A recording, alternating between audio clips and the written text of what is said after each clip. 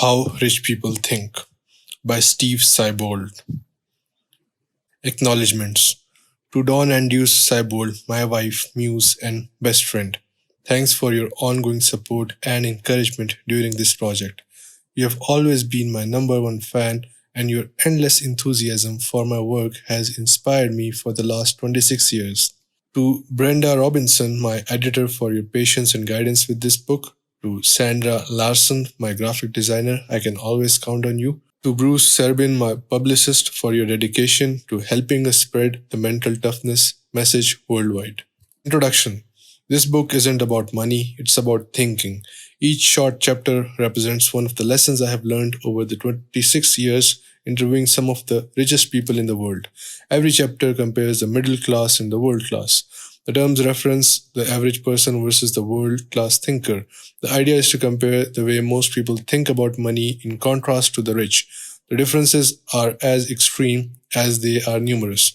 When I started this journey in 1984, I was a college student, completely broke and searching for answers about success I wasn't finding in the classroom.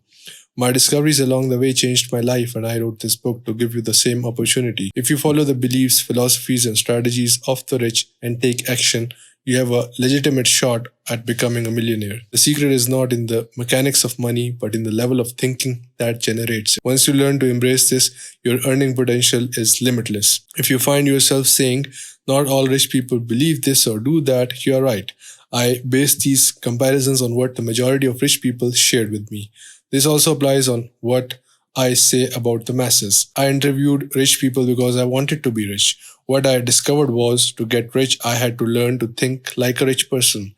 I spent the first 25 years of my life thinking about money like the masses, which kept me broke. Once I changed my thinking, the money started to flow. The changes began with my thinking, which led to take effective action that eventually made me a millionaire. Don't be impressed or intimidated by my success or anyone else's, because you can do exactly the same thing. Let this book be your guide.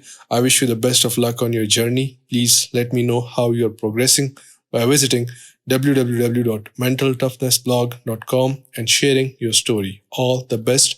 Steve Siebold, 4th July 2010, Gainesville, Georgia. Middle class focuses on saving.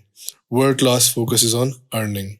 Driven by the fear of loss and uncertainty of the future, the masses focus on how to protect and hoard their money, while world class thinkers understand the importance of saving and investing.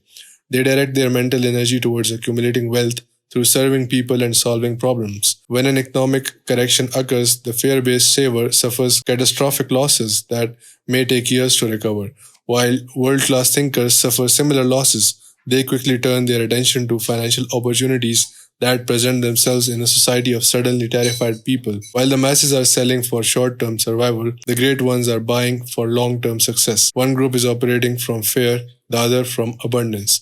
The self-made rich aren't afraid to take calculated risks because they know if they lose, they can make it all back. While the middle class is always looking for the home run investment that will make them wealthy. The world class invest wisely, knowing the bulk of their fortune will come from the service they provide.